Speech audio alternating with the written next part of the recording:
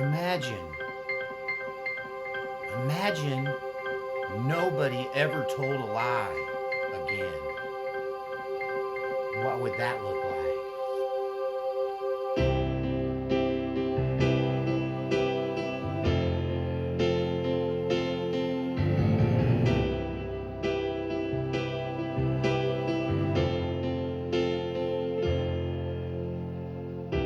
Imagine there's no liars, and we all tell the truth. Imagine there's no lawyers and no judges too. Imagine all the people whose handshakes are still good. Oh, there's no need for contracts and no politicians run. They just tell us what their plans are, and we choose the sanest one. Imagine.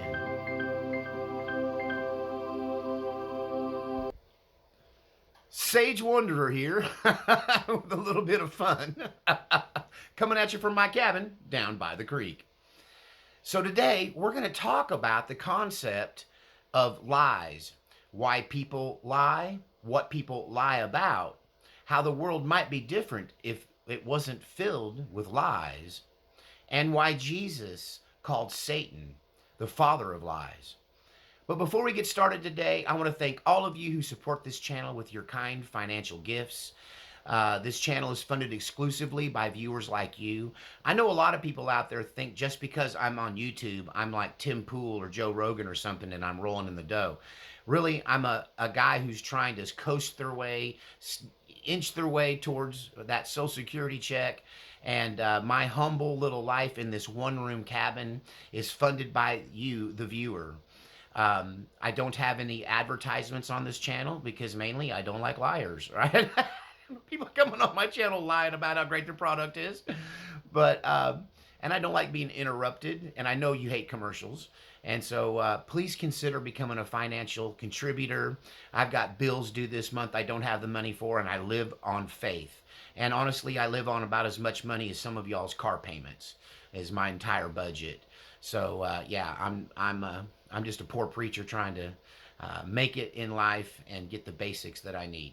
Okay, so imagine, imagine, imagine a world where there aren't any liars and everyone tells the truth. What would that look like? You know, it's not that hard to imagine if you try, because in my lifetime, I've seen the attitude concerning lies change. Once upon a time, a man's handshake was good. A verbal contract and a handshake was as good as something written out by lawyers once upon a time. Once upon a time, if someone told you a story, you believed it was true. And if it was a fish story, he might have fudged about the size of the fish, but I guarantee you, the man went fishing and caught one. Nowadays, they tell you they went fishing and they were really someplace else, and fishing was just the alibi. Lies, if you catch somebody in a lie, what you're really probably catching is a lie that's told to cover up a much bigger lie. And there was a time in this world when a man's word was his bond. When someone told you something, you assumed automatically that they were telling you the truth until some evidence came to light that they weren't. And everyone was given the benefit of the doubt. And, it was, any man that was a liar was seen as a dishonorable man. Any woman that was caught lying to her husband was seen as a dishonorable woman and potentially grounds for divorce. We even would laugh about it when people thought they could get away with it. One of my ex-girlfriends, her favorite show was I Love Lucy. Makes sense now. But in that show, that's pretty much a show about a woman who lies to her husband about every little thing just to get caught in the lie. And it had a morality tale. You know, if you tell a lie, you're gonna have some splaining to do, right? And it was really projected as the futility of being dishonest. And now, if you watch pop culture and television and music, it's all about lying and being better at it and getting away with the lie. It's all about deception. It's all about obscuring the truth. Jesus referred to Satan as the father of lies. And I've said many times, if you're a fan of the channel, you know that the only power the devil has is to deceive you. So as the world becomes more evil, clearly it's going to become less honest. And the times of being able to trust anyone have gone. And the don't trust anybody credo has become something that honest people have to embrace. There was a movie many years ago called Liar Liar starring Jim Carrey. And it was about a lawyer. It's funny how lawyer and liar almost sounds like the same word. Don't. Maybe that's not by accident. But the child of this lying, pathological lying lawyer was tired of the broken promises, the empty promises, the lies that his father told everyone. And the boy, in a simple, innocent prayer, prayed to God that his father would no longer be able to tell a lie. Well, and the comedy ensues as a pathological liar and a lawyer tries to live his life without being physically able to lie. It just won't come out of his mouth. There's a lot of hilarious scenes in that movie, but my favorite one is where he's presenting his case, and there's a witness who is testifying against his client. And in the middle of this witness's testimony, Jim Carrey jumps up and says, "I object, Your Honor." And the judge says, "On what grounds?" And he says, "On the grounds that this is destroying my case." If you think about it, the entire justice system is set up to determine the truth. Who was lying? Who was telling the truth? One person advocates for their person's version. The other advocates for their person's version. Somebody's lying, and the judge has to figure out who. So if everyone told the truth, there wouldn't be a need for a judge, right? If a person was confronted with the crime, he would simply confess because he could not tell a lie. My birthday just happened. Thanks to all of you who were kind to me on my birthday and sent me happy birthday wishes and gifts and all of those things that you did for me. Thank you, because I really don't have anybody in this world. I got a couple of close friends who are just too busy for Sage. They have their own lives, and beyond that, it's me in this little cabin in the woods by myself most of the time. And I was born on February 21st. Well, February 22nd, the day after my birthday, was another Pisces, a real famous Pisces, George Washington's birthday. And he was known as a man who could not tell a lie. The famous story from his childhood is that he was given a new hatchet on his birthday as a young boy, and he decided to test it out on the cherished family cherry tree, which was valued because of its fruit production. And to him, it was just a tree, and he chopped down the cherry tree with a hatchet. When confronted by his father, George Washington is famously noted for saying, "Father, I cannot tell a lie. I chopped down the cherry tree." So as a guy who shares a birthday off by one day, I can tell you this: I value the truth. And I am known for telling the truth on this channel, even when it causes me problems, even when it could cost me everything.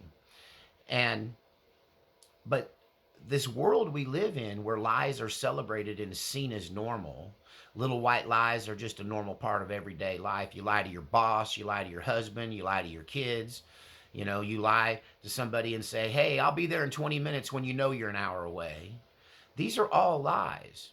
And the thing is that the world of sin that we live in could not function if it wasn't for lies. And if there's one lie, there's 1,000. There's like roaches. If you see one, trust me, the walls are full of them. And most lies you catch people in are lies meant to cover up a much bigger lie. Oh, the tangled web we weave when first we practice to deceive. You know, you're not going to hear this story, this sermon, coming from other preachers from their pulpit. You know why? Because they would be blasphemous hypocrites. Because preachers lie. You know, the first lie I was forced to tell by my preacher father was that my mother fell down the stairs. When every one of us in the family knows my mother was hit with a right cross and knocked down the stairs because my father was a wife beater. And lying to cover up the abuse, lying to cover up the truth about our family, keeping up this facade of fakeness was my first exposure to being forced to lie, being pressured to lie, and requiring to lie.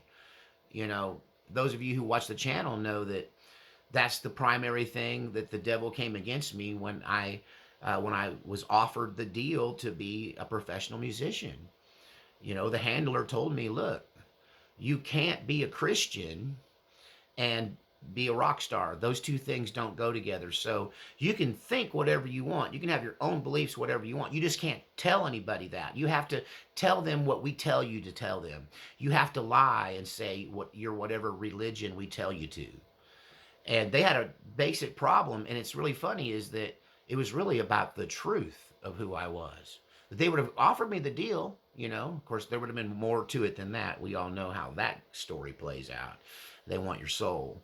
But it started with a commitment to lie about who I am. And I can recall my dad, the preacher. You know, the image of him as a minister was so important that it be upheld that he could never really relax and be himself, that he had to keep this false persona up all of the time.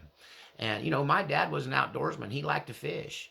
And we would go on vacations, and he would tell me, if anybody asks you what I do, tell them I'm a welder. Don't tell them I'm a preacher, even though my dad was a full-time pulpit salaried minister, pastor of a church. He didn't want that to get out because there's this whole lie about how preachers aren't regular people. And that's one of the things I'm criticized about. I'm called unholy because I'm honest with you. I'm called unrighteous because I don't build this fake persona. Hey, I could come out here with a crew cut and a collar and thee and thou you to death, and my bank account would be loaded. I promise you. Tell me lies, tell me sweet little lies. Sometimes people want to be lied to. Why? Because they judge. Why do people lie? To avoid judgment. That's why the analogy of liar, liar, and him being a lawyer in the courtroom setting is so important to this discussion. Because people lie to avoid judgment. People lie to cover up other things they do. People lie to make themselves look better than they are. People lie to avoid repercussions. This is why if there were no lies, there would be accountability. The biggest impediment to accountability and justice is the lie. This is why it's the primary tool that Satan teaches us even in our childhood. If you've ever told a child to lie for you for whatever reason, you should repent because you've done the devil's work. This is not going to be a popular message because guess what? Everybody lies, and he who without sin cast the first stone. I have to admit, even though I hate lies, even though I hate being lied to, even though this version of me would rather cut out my own tongue than tell a bald-faced lie to your face, that wasn't always the case. I had to learn the consequences of dishonesty. I was taught to lie by my righteous parents, by my upstanding citizen parents. And preachers aren't going to tell you this because, you know, they're lying to you about their home life. They're like, would it blow you away to know that unless you're a Catholic priest that have taken vows, and we know what those people do when no one's looking. But if there's anybody out here who's got a married pastor, or you've known a married minister, trust me, his bedroom's just as spicy as yours is. There's stuff going on there, every fantasy and fetish you can think of, right? But he don't want you to know that. He wants to be presented like some bastion of perfection because he fears judgment. And honestly, we like being lied to. So I think ministers who just come out and tell the truth and go, hey, I'm just a man. When I hit my hammer, hit my thumb with a hammer, I say the F word, right? Me and my woman, we do what your woman and you and your woman do when the doors are closed, right? I think that lies give birth to more lies, an expectation of lies. And there was a time in our culture when the truth was the standard, when honesty was the policy. Mrs. Green in second grade was right. Honesty is the best policy. When we engage in lies, and even when we expect to be lied to, when we don't call out liars, when we let people get away with their lies, when we keep people's lies and back them up and be their alibi and cover for them for their lies, you're doing Satan's work. If there were no lies, there would be no crime. There would be virtually no crime. A few crimes of passion. It would be no need for detectives. Police would simply be the people who hand you over to punishment. There would be no investigators. There would be no Columbo. There would be no crime shows. All of this is designed at getting to the truth, because people do things and then they lie about it. And therefore, we wouldn't need contracts. I could shake your hand, you could shake my hand. We both agree on what we talked about. At best, there'd be a list of agreements, right? So we could remember what we agreed to. Not everybody's memory's great. But because we live in this culture of lie, your handshake is no longer reliable. How do you tell if somebody's lying? Their lips are moving. You can't trust anybody in this world. And although that might have been the case to some degree, there's always been liars. As long as there's been a devil in the world, there's been lies. The father of lies has been at work. But never before in my lifetime has it been like it is now, to where lies are celebrated. It's not a matter of the truth will set you free. It's a matter of you'll get away with it if you can just lie better. I did not have sexual relations with that woman. That lie right there for Bill Clinton, 20 years earlier would have got him immediately kicked out of office. No questions. Both sides would have been against him. Not because of what he did, but because he lied about it. Remember, our hero is George Washington. Yes, Father, I cut down the cherry tree. I cannot tell a lie. This is what America and the world used to value, the truth. Now, if you tell the truth, you're slandered. Your reputation is destroyed. You're attacked from every side. You're seen as the enemy because, guess what? The last thing any of these people want is for the truth to come out. But I want you to hold up a mirror to yourself now. I want you to get real with God right now. If Satan is the father of lies and you are a liar, whose child are you? Whose child are you really? He's the father of lies. If you're a liar, Satan is your father. This is something I had to face in myself. Every day I become more honest with myself and with everyone around me. Think about what touches all of us at one point or another. You ever been cheated on in a relationship? Think about how different that would be if it wasn't for the lies. If they came to you first and foremost and went, I got a thing for Susie up the road and I think I'm going to go there. That would give you the option to end the relationship because you want to be in monogamy, or to go, okay, well, Bill up the street has got my attention, right? See, this culture of lies affects every part of our life. There wouldn't be infidelity, only open relationships or none at all, right? There wouldn't be a need for divorce attorneys. The guy would, or the woman would just admit, hey, I'm over the relationship. I went out, I did other things I shouldn't do because I want out, and I ain't gonna lie about it. Let's just divvy this stuff up, and so we can get on with our lives. You would need accountants to do the math, but not lawyers to defend each other's lies and accusations. There wouldn't be any politicians. They wouldn't have to run for office, because there would be no broken campaign promises. Read my lips, no new taxes. No new wars in this administration. The end of forever wars. Right? I am not a crook. Politicians would make campaign promises and they would mean something. They wouldn't even have to really campaign. Just release their platform and you pick which one is the sanest, which one makes the most sense to you, and choose that guy. And know that he's going to follow through. Deception and lies are at the core of every crime, every problem, and every situation in this world, which makes it untenable and so difficult to live here. Imagine a world with no lies, no lawyers, no contracts, no law enforcement, no judges. There wouldn't be a need to. If you did something wrong, you'd just admit it. What a world that would be. And some of you might think, that's impossible, Sage. Well, no, it's not. Because the kingdom of God is a lie-free zone. The truth is a part of God to the point where he can't tell a lie. The angels have to tell the truth. The world will someday be jerked straight and held to the value and the moniker of the truth. Bill Cosby, famous liar that absolutely deceived all of us into thinking he was a trustworthy man. But he had a little comedy bit that I cannot forget, where he talks about catching his little daughter with her hand in the cookie jar. And he was like, "Are you getting a cookie?" And her was like, hand in the cookie jar. She was like, "No, her not hand in the cookie jar. Her not getting cookie.